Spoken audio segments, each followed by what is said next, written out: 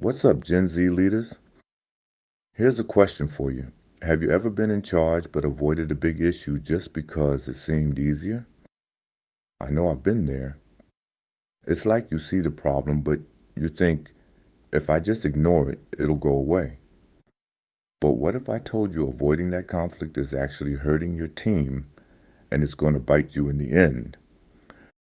Today, we're diving into real-world conflict resolution, the avoiding style specifically. One. We're in a pizza joint called Pizza Pulse, where our manager, Jason, is facing some serious tension between his team. And his decision to avoid confronting the issue is going to lead to some serious consequences. Let's see how this plays out and how Jason might be able to fix the mess he's created. Day 1, the initial conflict. It's the dinner rush at Pizza Pulse. The air smells like melted mozzarella, garlic knots, and a hint of stress.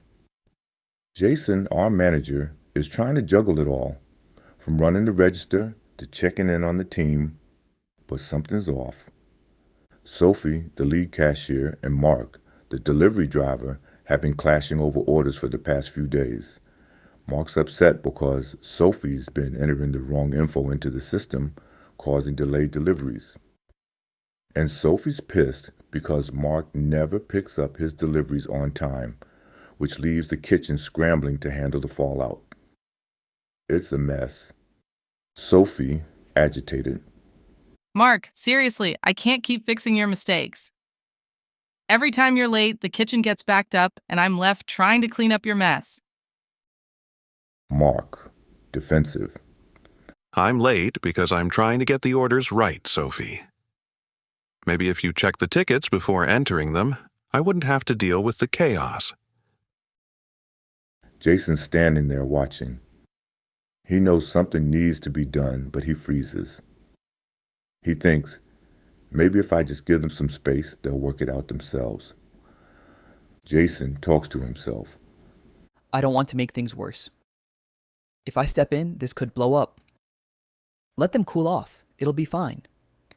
But what Jason doesn't realize is that letting the tension simmer is only making it worse. The team can feel the stress building. The customers are waiting, and Jason's passive approach isn't helping anyone.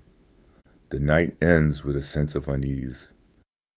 Sophie and Mark are both pissed, and the team's morale completely tanked. Jason's avoidance didn't just let the conflict fester, it made things worse.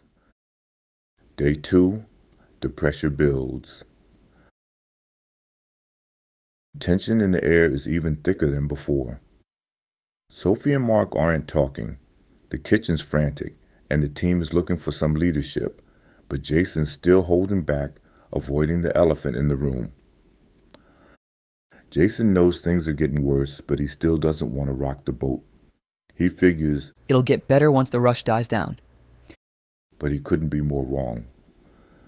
The team can feel the friction. Orders are delayed, the stress is building, and Jason is still avoiding confrontation. He should be addressing this, but instead he's turning a blind eye. Sophie, louder, frustrated. Seriously, I can't keep doing your job for you, Mark.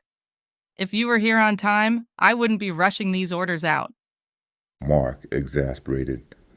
Maybe if you'd enter the orders correctly, I wouldn't be running all over the place trying to fix your mistakes. Jason watches the argument erupt, but instead of stepping in, he retreats into the back office. He thinks about addressing it, but backs off again. He's afraid of confrontation. He's afraid of being the bad guy. Jason, talking to himself. I'm the manager, but I'm not the one causing the problem. Why should I have to intervene? But the thing is, as a leader, avoiding conflict doesn't make you a hero. It makes you part of the problem. By staying out of it, Jason's letting the tension boil over. And when it finally bursts, it's going to be a mess. Sophie, frustrated. Are you going to do anything about this? Or are we just supposed to keep dealing with this mess? Jason, softly. I'll talk to you both after the rush. Let's just get through this night. What's the rest of the shift? Disastrous. Orders were delayed, customer complaints went up, and the team felt more divided than ever. Jason's passive leadership is costing him trust from his team. Day 3, the breaking point. The calm before the storm, or so Jason thinks. But it's clear to everyone else the tension is about to hit its peak. Sophie and Mark start another argument. Sophie and Mark are about to go off again. This time it's even worse. Sophie, loudly. Mark, you're always late. How am I supposed to trust you if you can't even show up on time? Xenia Mark slamming a pizza box down, frustration visible. Mark yelling back. And maybe if you check the orders right, I wouldn't have to keep fixing your mistakes, Sophie. Sounds of the kitchen go silent. The tension is building. Jason's watching from the kitchen door. This is it. He can't ignore it anymore. It's going to explode if he doesn't do something now. Jason takes a deep breath. Ending 1, the bad ending, continued avoidance. Jason decides once again to avoid it. He tells Sophie and Mark, Let's talk later, okay? We need to finish the shift first. but he never steps up to lead them through the issue. By the end of the night, the kitchen is a disaster. Orders are wrong and customer complaints are at an all-time high. Sophie and Mark are still at odds, and Jason's passive leadership has led to chaos. He failed to step up, and now the team is fractured. Ending 2, the first win, proactive action. Jason can't avoid it anymore. He calls Sophie and Mark into the break room. They're nervous, but Jason's clear. Jason in a calm but direct voice. Look, I've let this go on too long, and I'm sorry. We're a team, and we need to figure this out. Let's talk about what's going wrong and how we can fix it together. Sophie, taking a deep breath, speaks slowly. I just feel like you don't take my mistakes seriously, Mark. And when you're late, it throws everything off. Mark, calm but firm. I get that. I should be on time, and I could be more clear about the orders. I just didn't think it was that big of a deal. Jason, nodding. Let's make a commitment to communicate better and take ownership when things go wrong.